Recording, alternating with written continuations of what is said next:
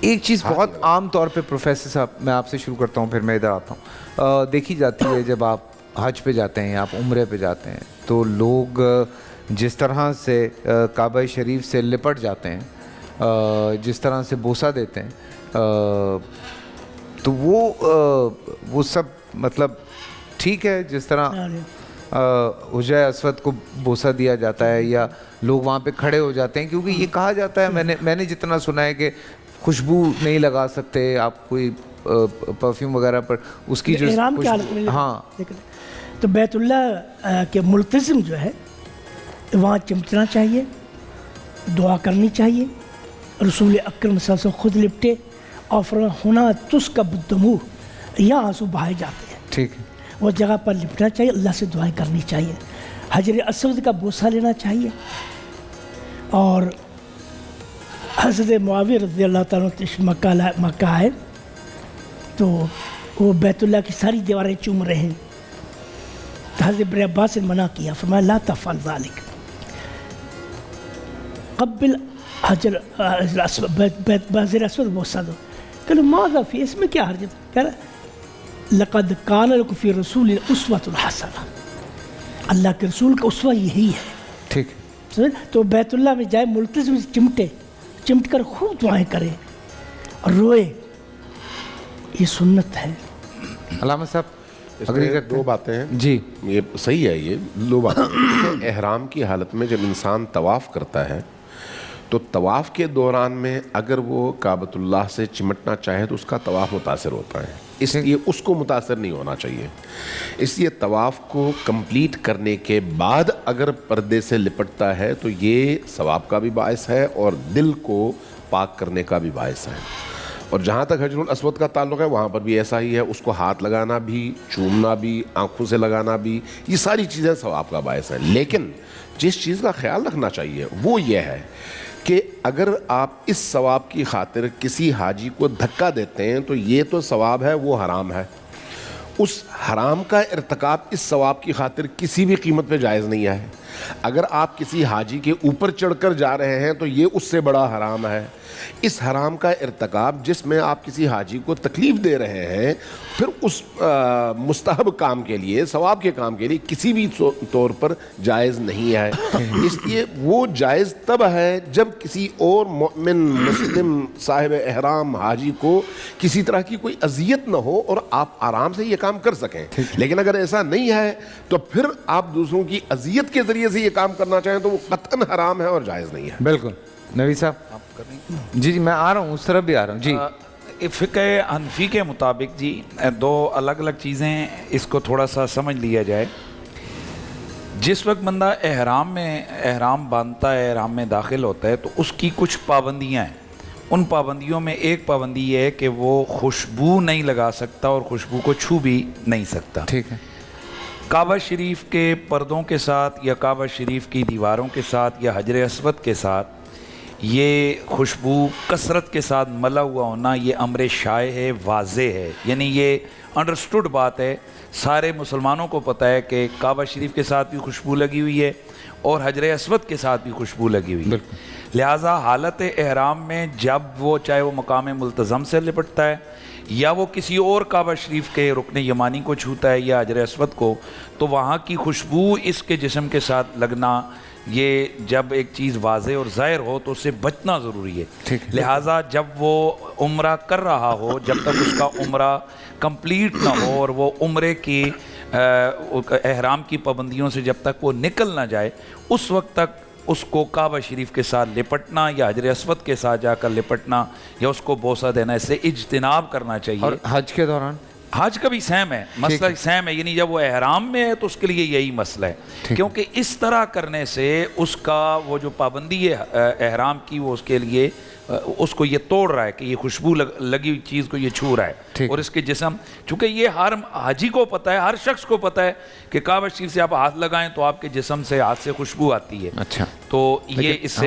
ہمارے اہل سنت اور اہل تشیع کا یہ ماننا ہے کہ یہ چھو سکتے ہیں. نہیں، وہ بھی میرے خیال میں خوشبو میں سیم مسئلہ ہے. اچھی بات کہی ہے. دیکھیں دو الگ الگ حالتیں ہیں، ان کو لوگوں کو سمجھانا چاہیے. ایک ہے حالت احرام، ایک ہے عام حالت. ویسے حالت جب آدمی میقات سے احرام پہن کر آتا ہے تو چاہے عمرہ ہو, عمرہ مفردہ ہو یا حج کے حوالے سے ہو, دونوں صورتوں میں جب آخری رکن وہ انجام دے چکا ہوتا ہے جس میں آپ داڑھی یا سر کے بال کاٹتے ہیں, اس کے بعد وہ احرام سے نکل آیا. اب احرام سے نکلنے کے بعد وہ سادہ لباس میں جا کر 1000 طواف کر لے, کوئی حرج نہیں ہے. اس حالت میں آپ خوشبو بھی استعمال کر سکتے ہیں, آئینہ بھی دیکھ سکتے ہیں, بیوی سے مل بھی سکتے ہیں, باقی کام بھی کر سکتے ہیں, کوئی مسئلہ نہیں ہے. لیکن جب تک آپ احرام میں ہیں, میقات سے احرام پہننے کے بعد جب تک احرام آپ کا اترتا نہیں ہے, اس وقت تک جو محرمات ہیں وہ محرمات اپنی جگہ ثابت ہیں. ان میں ایک یہ خوشبو ہے. اس لیے خوشبو کا استعمال بھی اور خوشبو سونگنا بھی, عمدن سونگنا, اگر ایسے ہی آپ کے اس تک مشام تک پہنچے کوئی حرج نہیں ہے, لیکن عمدن سونگنا حرام ہے, عمدن آئینہ دیکھنا حرام ہے. آئینے میں آپ کی نگاہ پڑ گئی الگ بات ہے, آپ نے فوراً نگاہیں ہٹا لی, لیکن اگر آپ نے عمدن اپنے آپ کو دیکھا, زینت کے تمام وہ امور جن سے منع کیا گیا وہ اگر آپ نے انجام دیے, ناخن کاٹے, کوئی درخت کی ٹہنی آپ نے توڑی, تو یہ ساری چیزیں حرام ہیں. اگر آپ نے کوئی مچھر مار دیا حرام ہے, مکھی مار دیا حرام ہے, کوئی اور چیز ایسی جاندار جس کو مارنا حالت احرام میں حرام ہے وہ آپ نے مار دیا حرام ہے. آپ کو اس کے کفارے کے طور پر جو اس کے کفارات ہیں, ہر چیز کے الگ الگ کفارات ہیں, وہ پھر کفارے آپ کو دینے پڑیں گے. اور اس لیے حالت احرام کی جو شرطیں ہیں وہ عام حالت سے بالکل مختلف ہیں. اور ہمارے فقہ حنفی اور غالباً فقہ جعفریہ میں انہوں نے 2 دفعہ مسئلہ بیان کیا تاکہ ہمارے لوگوں کو وہ پریشانی نہ ہو. ہمارے فقہ حنفی میں آئینہ دیکھنے کی پابندی نہیں ہے حالت احرام, ہمارے یہاں وہ نہیں ہے. دوسرا انہوں نے مسئلہ بیان کیا تھا کہ دوران اس کا طواف رک جائے گا, یعنی اس کو مسلسل طواف کرنا چاہیے. ہمارے فقہ میں یہ نہیں ہے, وہ سٹے کر سکتا ہے. وہ اگر تھوڑا پانی پینے کے لیے رک گیا, جا کر اس نے پانی پیا, تھوڑا اس کے قدم پیچھے بھی آ گئے, تو اس سے اس کے طواف پر جو ہے نا وہ کوئی فرق نہیں پڑتا. اور درمیان میں اگر وہ کوئی نماز پڑھ دیتا ہے, تراویح شروع ہو گئی, اس نے 3 اس نے شوط کر لیے تھے, 3 چکر رہ گئے, درمیان میں تراویح ہو گئی, قیام اللیل ہو گیا, وہ کہتے ہیں یار اب نماز کے بعد باقی کروں گا, بالکل وہ کر سکتا ہے, اس کے لیے یہ منع نہیں ہے. میں تھوڑی سی وضاحت کر دوں, چونکہ اب لوگوں نے یہ ساری چیزیں سنی ہیں نا, سوال پیدا ہوتا ہے. آپ والا مسئلہ ہمارے ہاں بھی ایسا ہی ہے, صرف شرط یہ ہے کہ اگر آپ نے کہیں پر رکنا ہے تو 2 قدم پیچھے آ کے احتیاطاً آپ دوبارہ شروع کریں تاکہ آپ کا تسلسل باقی رہے. ایک دوسرا یہ کہ طواف کے دوران میں آپ کے کندھے کا رخ ہونا چاہیے کعبۃ اللہ کی طرف. آپ کے اگر کندھے کا رخ آگے پیچھے ہو گیا, دائیں بائیں ہو گیا, تو پھر آپ کا طواف ختم ہو گیا, آپ کو نئے سرے سے شروع کرنا پڑے گا. اس لیے پورے طواف میں شرط یہ ہے کہ آپ کی پشت نہ ہو کعبۃ اللہ کی طرف, آپ کے کندھے کا یہ جو بایاں کندھا ہے یہ جو ہے کعبۃ اللہ کی طرف ہو, یہ شرط ہے. اس شرط کا خیال رکھتے ہوئے آپ اگر آگے پیچھے ہوتے ہیں تو کوئی حرج نہیں ہے. لیکن میں بات کو تھوڑا آگے بڑھا رہا ہوں, بیکاز یہ جو آپ ابھی بات کر رہے ہیں نا, میں نے بہت ساری پکچرز دیکھی ہیں اس دوران, بہت ساری ویڈیوز دیکھی ہیں, کیونکہ یہ تو ہاں تو یہ صحیح ہے. کیسے صحیح؟ میں آپ 5 سے پوچھ رہا ہوں کہ کس میں سیلفیاں لیتے ہیں, یہ ایسے ہی. اس چیز میں یہ شیخ صاحب نے فرمایا ہے آئینہ دیکھنے کی صورتحال, جی اس میں اہل حدیث کے ہاں بھی آئینہ دیکھنا منع نہیں ہے. ٹھیک ہے. اور اس میں جیسے خوشبو آ جاتی ہے کسی چیز کی, تو وہ اگر خوشبو آج ناک میں آ گئی ہے آپ کو جلدی, اس سے کوئی احرام میں فرق نہیں پڑتا. ایک بدو آیا رسول اکرم صلی اللہ علیہ وسلم, آپ جب حج پر جا رہے تھے تو اس نے کہا یا رسول اللہ میں کیا کروں, انی احرام تو فی ابائن, احرام ابا میں پڑی, اور تدمخت بطیب, بخاری شریف کو رہتا ہے, اور خوشبو خوب لگائی میں نے, ماذا افعل, میں کیا کروں آپ. تو حضرت سواد بن امیہ یعلا بن امیہ فرماتے ہیں کہ میں نے حضرت عمر سے کہا کہ عمر جب کبھی اللہ کے رسول پر وہی نازل مجھے بتانا, میں دیکھوں گا. تو وہ آدمی سوال کر کے چلا گیا, تو اللہ کے رسول پر وہی نازل ہوئی. تو آپ خیمے میں تھے, تو اس نے ان کو بلا کے دیکھو اللہ کے رسول وہی نازل ہوئی. کوئی آپ کی کیفیت بدل جاتی تھی, آپ کا چہرہ سرخ ہو جاتا تھا, آپ کے منہ سے خراٹوں کی آواز آتی تھی. تو اس نے پھر جب وہی ختم ہوئی تو آپ نے اس کو بلایا, کہاں ہے وہ آدمی جیسے سوال کیا تھا, تو فرمایا کہ میں یا رسول اللہ، تو آپ فرمایا جبہ اتار دو، خوشبو دو ہے، باقی وہ کچھ کرو جو حج کرتا ہے احرام کی حالت میں کرتا ہے۔ تو یہ یعنی اگر خوشبو وغیرہ سونگ ایسے ہوا تو صابن، خوشبو والا صابن ہے، اسے نہانا نہیں چاہیے۔ جگہ جگہ تو وہ بیٹھے ہوتے ہیں، کھانے کی خوشبو آ رہی ہوتی خوشبو ہے، آئی، چیزوں صابن والا آ رہی ہے، آپ نہانا نہیں چاہیے، آدمی سادے صابن سے نہانا چاہیے، ڈیلیبریٹلی آپ نہ کریں، ڈیلیبریٹلی آپ نہ کریں، یہ کہنے کا مطلب ہے کہ آپ نے ڈیلیبریٹلی اس طرح کی چیز نہیں کرنی۔ اچھا جی، فقہ جعفریہ میں تو یہ ہے کہ جی آپ آئینہ بھی نہیں دیکھ سکتے، لیکن فقہ حنفیہ اور میرے خیال سے اہل حدیث میں آئینے کی اجازت ہے۔ جی ابو صاحب۔ بسم اللہ الرحمن الرحیم۔ یہاں جتنی بھی ڈیبیٹ ہوئی، گفتگو ہوئی، اس کا لب لباب خلاصہ یہ نکلا کہ پوری قوم کو فرائض اور نوافل کے الگ احکام کو سمجھنے کی ضرورت ہے۔ جب آپ حالت احرام میں ہوتے ہیں تو آپ فرض عمل سے گزر رہے ہوتے ہیں، اس کی پابندیاں کچھ الگ ہیں، اور جب آپ نفلی اعتکاف کر رہے ہوتے ہیں اور اپنے سمپل لباس میں ہوتے ہیں، روٹین کے لباس میں ہوتے ہیں، تو اس کے احکامات الگ ہوتے ہیں۔ یہاں ایک مسئلہ اور بھی ذہن میں آیا تو میں نے عرض کرتا جاؤں۔ دوران طواف، جس طرح قریشی صاحب نے فرمایا کہ دوران طواف جس طرح طواف کرتے کرتے آپ کے 2 چکر ہو گئے، 3 ہو گئے، 4 ہو گئے اور نماز کھڑی ہو گئی، تو آپ پہلے نماز پڑھیں گے، پہلے جماعت کا اہتمام کریں گے۔ اب ہمارے ہاں ہوا کیا، 1-2 مرتبہ اس طرح کا مسئلہ سامنے آیا کہ ایک بندے نے پوچھا جی میں نے 4 رکعت یا 6 رکعت میں نے طواف 6 مرتبہ میں نے طواف کر لیا، چکر لگا لیے، اس کے بعد جماعت کھڑی ہو گئی، مجھے دوبارہ پورا طواف کرنا پڑا۔ تو نماز کے بعد طواف آپ کا وہیں سے شروع ہوگا جہاں سے آپ نے ختم کیا تھا، 3 پر، 4 پر، 5 پر، جہاں ختم ہوا تھا۔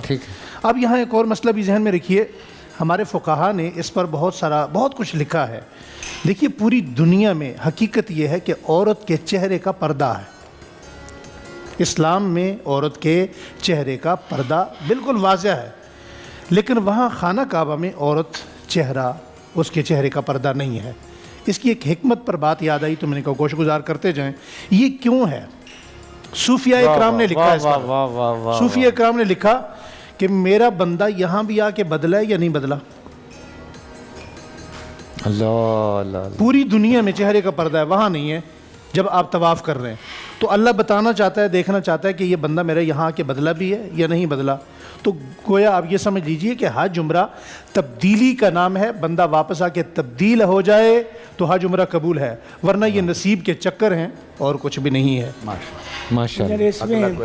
اس میں مولانا سے ہمارا یہ ہے کہ عورت جو ہے احرام کی حالت میں نقاب ڈالے گی، پردہ اٹھائے گی، نقاب نہیں باندھے گی، نقاب سے منع کیا گیا۔ حضرت عائشہ رضی اللہ تعالیٰ فرماتی ہیں جب ہم چاہتے جب بغیر آتے وہ اپنا نقاب گرا لیتے، تو نقاب جو آگے ڈالے گی، سمجھیں کہ 100% نہیں ہے کہ آپ نقاب چہرے کے ساتھ کپڑا ٹچ نہیں بن کر ڈالے گی آگے، سمجھیں نا؟ ٹھیک ہے، وہی لوگوں کو تھوڑا سا یہی سمجھانے کی ضرورت ہے۔ حضرت عائشہ رضی اللہ تعالیٰ ثابت ہے، اور جو انہوں نے بات کی اور جو انہوں نے بات کی، دونوں میں اختلاف نہیں ہے، اختلاف نہیں ہے، اختلاف نہیں ہے، لیکن لوگوں کو سمجھانے کی ضرورت ہے۔ وہ یہ ہے ایک دفعہ آپ پردہ کرتے ہیں، ناک یوں باندھتے ہیں کپڑا، ٹھیک ہے، خواتین اس طرح سے کرتی ہیں۔ ایک دفعہ نہیں، یہ کام آپ نہیں کرتے، بلکہ کپڑا آگے ہوتا ہے اور آپ کا چہرہ چھپا ہوا ہوتا ہے، وہ اور چیز ہے، یہ اور چیز ہے۔ یہ جو یوں باندھنا ہے اس سے منع کیا گیا ہے، لیکن اگر آپ آگے کپڑا رکھیں جیسے وہ فرما رہے ہیں اس میں کوئی ممانعت بالکل ٹھیک ہے۔ وہ ہونا چاہیے عموماً یہ نا ہیٹ ایسے ٹوپی وغیرہ پہن کے خواتین، تو وہ اس یہ ہماری جو کیپ ہوتی ہے نا، وہ جو کیا بولتے ہیں اس کو، سورج سے بچنے کے لیے، تو وہ پہن کے تو اس کے اوپر وہ ڈال دیتی ہیں آگے جو نا پردہ لٹکا دیتی ہیں تاکہ چہرہ ان کا چھپ جائے۔ عرب خواتین میں یہ لباس بھی ہے، یعنی ناک پہ وہ ایک چیز پلاسٹک کی چڑھاتی ہیں جس کے آگے بنا ہوا ہوتا ہے، کپڑا ادھر سے لٹکا ہوا، وہ بھی آ گیا، وہ ایک یہاں سے بھی آتا ہے اور ایک یہاں سے بھی آیا ہے۔ بالکل بالکل، پورا سال انتظار تھا مجھے اس رمضان میں، 30 دن 6 ٹیمز، 12 کنٹیسٹنٹس، کیش کا پاؤں۔